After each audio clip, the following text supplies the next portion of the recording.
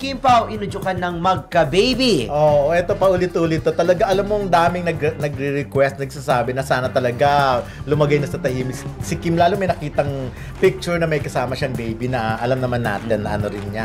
Kaya lang, meron din talagang mga walang niya na nagda-dialogue na ano yun, sinisiraan yung pagkababae ni Kim Chiu, di ba? Yung talagang hindi mo matake, yung tawagin niyo si Kim Chiu ng ganun-ganun na lang.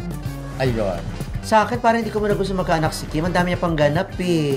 Parang yung mga pinirmahan niya mga kontrata sa mga endorsers, sa mga produkto at yung nakaprograma pa na nagagawin niya doon sa kanyang management team, baka malagay sa alang-alang. Oo, pero kaya lang pag sa dapat comment, pinaplano yan eh. pero sa comment talaga ng mga fans ng netizen, talagang 95% ang nagsasabi na gusto na nilang makita si Kim na may ganyan din, lumagay sa tahimik, may baby. Lahat naman tayo nag-wish tayo na sana magka-baby na si Kim. Kaya lang, pinaplano talaga yan, promise. Pinaplano. Siguro Not si this Kim, time, not siguro, this year. Siguro si Kim, magbibigay na yan ng time frame kung kailan niya gustong magbuntis or mag-asawa. Siguro, kakausapin niya kay management team, hanggang ganito na lang muna ako ha, dahil pagdating nitong mga 3 taon na to, kinakailan, nakafocus na ako sa, mag-focus na ako bago dumating yung after ng 3 years na usapan natin, paghahandaan ko na yung aking personal life. Parang si Angelica Panganiban nga noon. Sinabi niya na pahinga muna, task yung mag-focus. And then ngayon, okay na, balik showbiz na siya. Pero alam nyo, yung mga nagko-comment kay Kim, yung mga kung ano nang tinatawag sa kanya, medyo ingat-ingat din kayo. Kasi malay nyo, di ba, ginagather lahat ng mga sinasabi nyo about her. Lalo kung personal at talagang mapanirang puri talaga. Kasi pwede kayong kasuhan anytime. Yung ganun lang. Yes. Hindi naman sa inuudyukan ko at sinususulan ko si Kim na kasuhan yung mga... Kasi nababasa ko, grabe hindi naman magsalita ng mga ito. Akala mo kung tawagin si Kim ng ganito, yung mga letter B, yung mga kunik-anik pa. Ayun, ini-screen grab na yun ng marami. Kahit yung mga Kim Pao fans, ini-screen grab yung mga ganon. Para in time na merong yung umabuso kayo, may mga makikita ng resibo. Alaga talaga nilang iba si Kim, nakakaloka kayo. Pwede bang mag-concentrate na lang kayo sa kung sino man ang inyong sinusuportahan at pinopromote. Doon na lang kayo, wag na kayo mag-harbor pa, maglambat pa ng negativity kasi baka mag-reflect yan sa inyong mga idolo.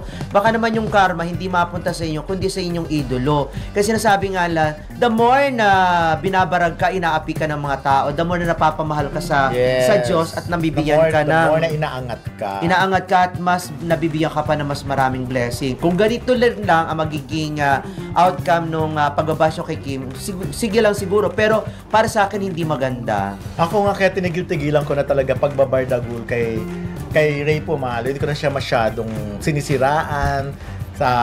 O kita mo, sinisiraan niya talaga ako, di ba? O kayo na nagsabi, narinig nyo, sinisiraan niya talaga ako. Hindi ko na nga siya masyadong sinisiraan. Pero sinisiraan niya ako, hindi lang masyado. Yung term lang sinisiraan kasi, ang hirap na magsabi ng totoo pag ikaw, di ba? Siyempre, kasi nakikita ko talaga, inaangat talaga si Ray. No? Umaangat talaga siya ng... Kaya pala lamig-lamig.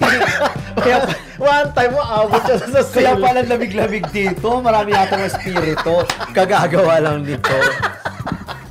Ayun. Pero teka muna ha. Ito may nag-message kasi sa akin. Talaga palang nung last year, nagpunta pala talaga ng New York itong dalawang ito. Okay. Nagpunta pala itong si Ang Kim Pao sa New York at last year? Oo, ang galing-galing talagang... Andali, last year, promo... hindi, this year yung promo. Last year ito, kasi walang nakitaan na nagpunta ng New York sina Kim at si Paolo. Are you sure na last year yan? Sabi nag-text sa akin. Kasi kailan pa pinalabas yung My Love Will Make You Disappear? March, diba? Confirm na after 1 year, lumabas din ang New York jogging na nung pinuntahan nila si Aki. Baka yan yung mga, alam ko na, yan yung mga dati, mga show din yan. Oo. Tapos yung nag-side trip sila sa Nag-side trip yung sila. parang na-meet nga na may mga nagagalit sa atin, daw pag-asapan yung anak ni Paolo Avellino. Yung mga ganun ang mga sinasabi. Yes. Don't talk about it. Nag-side trip sila doon. So, totoo kasi nga, nakita nila yung para makita nila yung resibo ng New York at kung saan sila nag-jogging. ginugel nila yung sign doon sa may van na dinaanan nila ng Kim Pao habang nagja-jogging. Wala yung sa LA, nasa New York pala. Bongga. Galing, Pero ano? alamin natin na lang sa pag malapit na yung kanilang serye kung bakit ba talaga sila kulot. Yun lang ang gustong malaman ng iba. Yeah. Gusto ko lang tanongin si Direk Jojo kaya lang, syempre, i-reserva na yun sa press con. Ang balitang Kim Pao inudyukan na magka-baby na ay siguradong magdudulot ng halo-halong reaksyon mula sa kanilang mga solid fans at netizens. Marami ang matagal nang naghihintay at nag-aabang sa mas malalim na level ng relasyon ni Kim Chiu at Paolo Avellino, lalo na't kitang-kita ang kanilang chemistry sa mga proyekto at sa mga public appearances.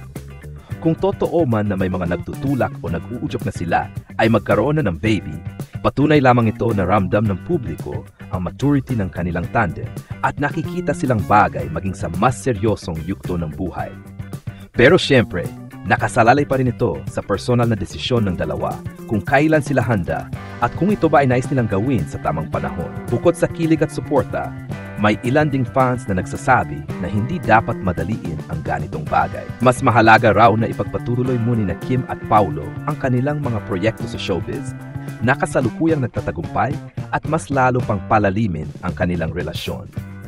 Gayunpaman, hindi may kakailan na kung sakali mang mangyari ito balang araw, tiyak na magiging isang malaking selebrasyon hindi lamang para sa Kim Pao fandom, kundi para sa buong showbiz industry. Para sa marami, hindi lang sila simpleng love team sa telebisyon o pelikula, kundi parang ideal couple na pwedeng magdala ng inspirasyon sa tunay na buhay. Gayunpaman, dapat ding tandaan napaka-personal na usapin ang pagkakaroon ng anak. Normal lang na maraming tagahanga ang mag-wish ng ganito, pero nasa tamang oras at desisyon pa rin ni Kim at Paolo kung kailan nila ito gugustuhin. Ang mahalaga ngayon, masaya sila at patuloy na nagbibigay kilig at inspirasyon sa kanilang mga fans. Marami rin ang nakakapansin na tila unti-unti nang nade-develop ang tandem nila mula sa pagiging love team on-screen tungo sa mas personal at tunay na ugnayan.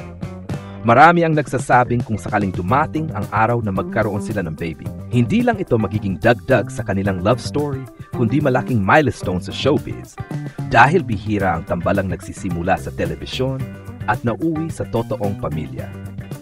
Bukod dito, may ilan ding netizens na nagsabing mas magandang pagtuunan muna ng dalawa ang kanilang mga career high, lalo't sunod-sunod ang kanilang projects, endorsements at awards.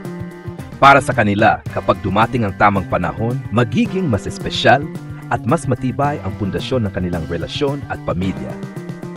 Kung tutuusin, ang ganitong bali patunay lang na malakas ang hatak ng Kim Pao dahil hindi lang pang telebisyon ang suporta sa kanila, kundi pati pang habang buhay na love story ang gustong masaksihan ng kanilang fans. Hindi na napigilan ng mga solid fans ni Kim Chiu at Paolo Avellino ang kanilang excitement matapos kumalat ang balita na inuudyukan na ang dalawa na magkaroon ng baby. Sa social media, kaliwat kanan ang komento ng mga Kim Pao supporters na tila handang-handa nang makita ang bagong yugto ng love story ng kanilang paboritong tambalan. Kung sila ang magiging parents, siguradong pogi at magaganda ang magiging baby. Perfect genes, say ng isang fan na todo kilig. Dagdag pa ng isa, matagal na naming hinihintay ito. Ang chemistry nila sa screen, ramdam naming genuine sa totoong buhay. Next level na dapat. Ngunit hindi rin maiwasan na may mga paalala mula sa ibang netizens.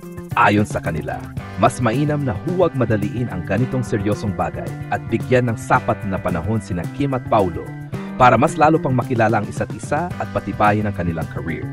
Support lang kami kahit ano ang desisyon nila.